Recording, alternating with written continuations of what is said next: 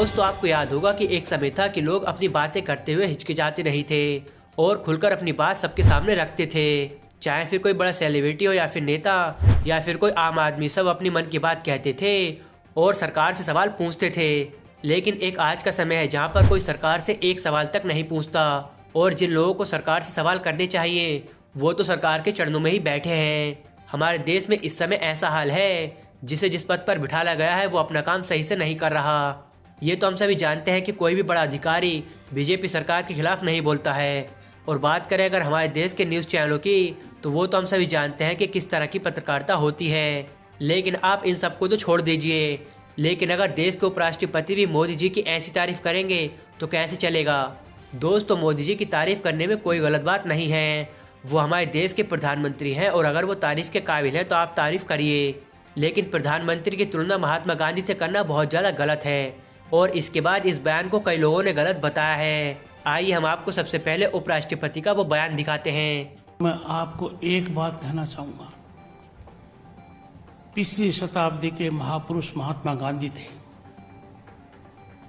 इस शताब्दी के युग पुरुष नरेंद्र मोदी हैं।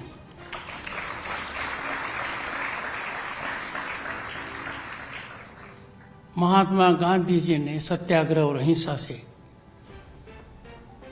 हमें अंग्रेजों की गुलामी से छुटकारा दिलाया। भारत के यशस्वी प्रधानमंत्री श्री नरेंद्र मोदी जी ने देश को उस रास्ते पर डाल दिया जिस पर हम सदैव देखना चाहते थे।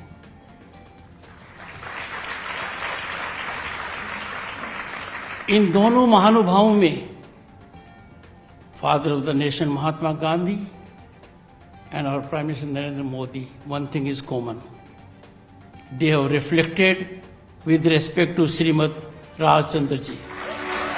तो आपने देखा कि वो किस तरीके से मोदी जी की तारीफ करते हैं और वे महात्मा गांधी की तुलना पीएम मोदी से करते हैं। और महात्मा गांधी की तुलना पीएम मोदी से करना बहुत ज़्यादा गलत है। पीएम मोदी क्या, महात्मा गांधी की तुलना किसी से भी करना बहुत ज़्यादा गलत बात है और हमारे देश के उपराष्ट्रपति को ऐसी बातें शोभा नहीं देती। लेकिन लगता है कि उपराष्ट्रपति अपना काम करना भूल गए हैं और इस बयान के बाद कई लोगों ने सोशल मीडिया पर उपराष्ट्रपति से ही सवाल पूछे।